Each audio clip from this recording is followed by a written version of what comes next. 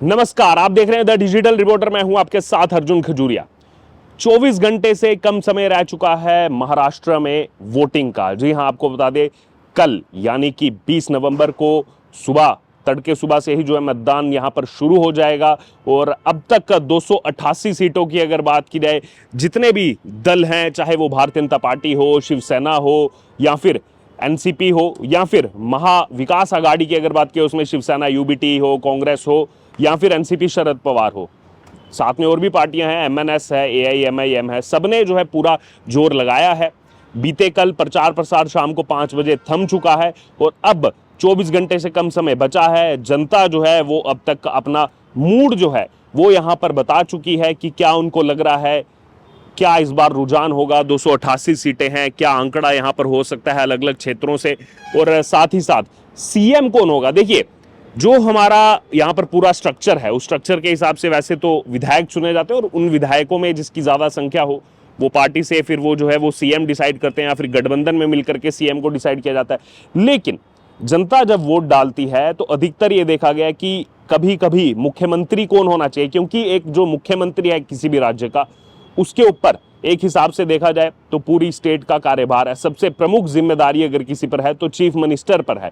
तो जनता ये भी देखती है कि आखिरकार जिसको हम चुन करके भेज रहे हैं, जिस कैंडिडेट को जिस पार्टी से चुन करके भेज रहे हैं, वो आगे जा करके कौन उनमें से निकल करके सीएम जो है बन सकता है राज्य का। और कहीं ना कहीं पिछले कुछ समय से हमने देखा है कि जो सीएम पद रहता है उस पर जो है काफी ज्यादा निर्भर रहता है कि जनता किस तरफ वोट करेगी। हालांकि इस चुनाव में अगर बात की जाए तो ना ही महायुति गठबंधन, ना ही महाविकास आघाड़ी जो है, दोनों की तरफ से सीएम कैंडिडेट जो है वो अभी तक डिक्लेयर नहीं किया गया पूरे चुनाव में। यानी कि सब कुछ 23 को जो रिजल्ट निकलेगा उसके बाद डिसाइड किया जाएगा।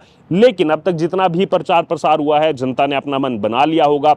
दोनों गठबंधनों की अगर बात की, महायुति महाविकास आघाड़ी, पूरा प्रयास उन्होंने किया है। पिछले लगभग 1 महीने से जो है यहाँ पर चुनाव प्रचार प्रसार चल रहा था। बीते शाम 5 बजे जो है ये प्रचार प्रसार थमा। स्टार प्रचारक आए, दूसरे राज्यों से मुख्यमंत्रियों का आना हो या फिर तमाम केंद्र से यहाँ पर बड़े नेताओं का आना हो, उन्होंने लगातार पूरे महाराष्ट्र का दौरा किया।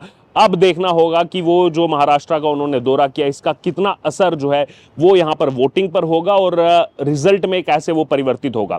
सबसे पहले अपील तो यही की गई है कि 100% यानी कि 100% वोटिंग हो, यानी कि ज़्यादा से ज़्यादा लोग निकल करके बाहर आए, मतदान करें। जैसा कि देखा गया था हाल ही में जो लोकसभा चुनाव हुआ था, इतनी ज़्यादा वोटिंग नहीं हुई थी, कम लोग निकल करके बाहर आए थे वोट करने के लिए।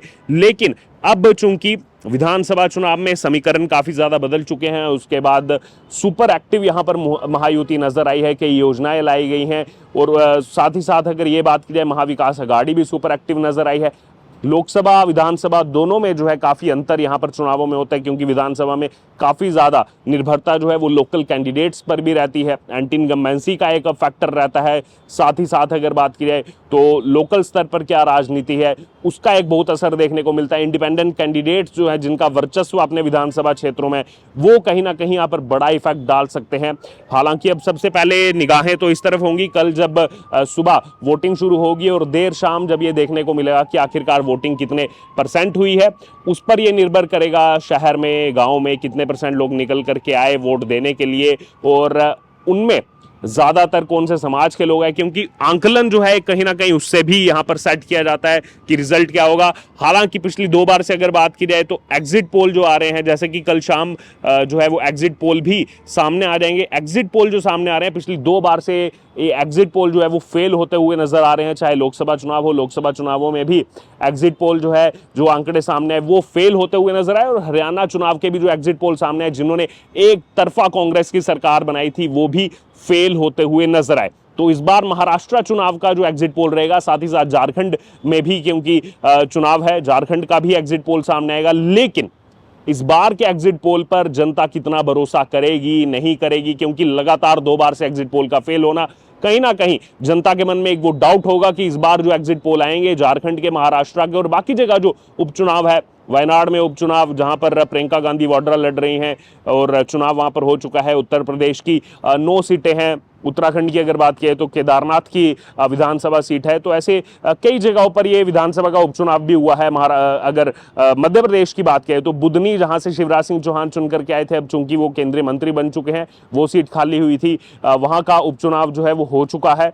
और देखना होगा कि यहां पर उपचुनावों में भी क्या ट्रेंड निकल करके सामने आते हैं। और साथ ही साथ महाराष्ट्र और झारखंड पर सबसे ज्यादा निगाहें यहां पर टिकी हुई हैं कि यहां पर आखिरकार क्या होगा, कि यहां पर क्या महायुति की जो सरकार है वो रिटेन कर पाएगी इसको, क्या यहां पर महाविकास अघाड़ी, जिसने हाल ही के लोकसभा चुनाव में एक जबरदस्त यहां से जो है ट्रेंड सेट किया और महायुति को पीछे छोड़ते हुए महाविकास अघाड़ी ने एक तरफा यहां से जो है लीड ली थी, यहां से सीटें जो है वो ज्यादा अर्जित की थी। जो लग रहा था कि बीजेपी यहां महाराष्ट्र में अच्छा करेगी, लेकिन लोकसभा में वो जो है उनके रिजल्ट जब आया था तो वो रिजल्ट जो है उनके फेवर में ज्यादा नहीं था। 3-4 महीने का बीच में समय था, उसमें कितना महायुति ने कमबैक किया है, कितना बीजेपी ने कमबैक किया है, वो यहां पर देखना होगा कि 23 नवंबर को क्या नतीजे सामने आएंगे। तो वहीं दूसरी तरफ झारखंड की अगर बात करें तो झारखंड में जेएमएम कांग्रेस की सरकार है, लेकिन हेमंत सोरेन का जेल जाना, फिर चंपई सोरेन को सीएम बनाना और सीएम बनने के बाद जिस तरीके से उनको हटाया गया, और यहां पर एक सीएम रहते हुए भी जिस तरीके से उनको, जैसा उनका कहना था कि एक हिसाब से जो है हटाया गया बिना यहां पर कुछ ज्यादा जानकारी के, उनको इन्वॉल्व नहीं किया गया, उससे नाराज होकर के चंपई सोरेन का बीजेपी में चले जाना और बीजेपी के लिए एक बड़े एसेट बनकर साबित यहां पर चंपई सोरेन होते हुए उस बेल्ट में जहां पर पिछली बार बीजेपी को ज्यादा सीटें नहीं मिली थी। हालांकि कांग्रेस जेएमएम ने भी पूरा जोर जो है वो यहां पर लगाया हुआ है कि झारखंड में फिर से जो है सरकार वो यहां पर बना ले, फिर से सरकार में वापिस आ जाए। लेकिन इस बार देखना होगा, वहां भी जो है कांटे की टक्कर देखने को मिल रही है।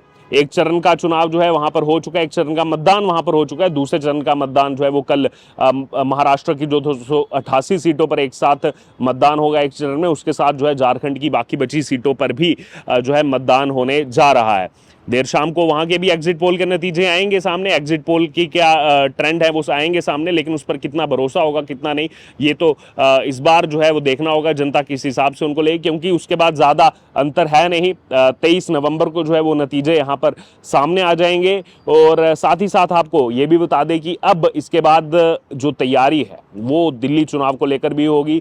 चुनाव इस समय महाराष्ट्र झारखंड में चल रहा है, लेकिन इस समय दिल्ली से जो खबरें सामने आ रही हैं, दिल्ली में भी राजनीतिक उठापटक चल रही है।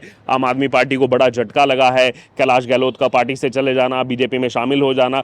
तो अब इन चुनावों के बाद जो है दिल्ली की राजनीति, राष्ट्रीय राजधानी क्षेत्र दिल्ली की राजनीति की सरगर्मियां जो है वो तेज हो जाएंगी, चुनाव की तैयारियां तेज हो जाएंगी। हालांकि वहां पर चुनाव जो है वो जनवरी या फरवरी महीने में हो सकते हैं, लेकिन अभी सबकी निगाहें महाराष्ट्र पर, झारखंड पर, और जहां जहां उपचुनाव हो रहा है, जिन विधानसभा सीटों पर, वायनाड पर जहां लोकसभा का उपचुनाव हुआ, प्रियंका गांधी वाड्रा, राहुल गांधी की बहन, वहां से चुनावी मैदान में, इन सब पर निगाहें टिकी हुई है। 24 घंटे से कम समय का जो है अब इस समय 24 घंटे से कम समय बाकी रह गया है। तो हम भी यही अपील करेंगे द डिजिटल रिपोर्टर के माध्यम से कि बड़ी से बड़ी संख्या में निकल करके आए और 100% मतदान में अपना जरूर जो है योगदान दें। और साथ ही साथ अब देखना होगा उसके बाद 23 नवंबर को क्या लग रहा है आपको, किसकी सरकार बनने जा रही है महाराष्ट्र में, जरूर हमारे साथ कमेंट बॉक्स में शेयर करें और बने रहें तमाम अपडेट्स के लिए द डिजिटल रिपोर्टर के साथ।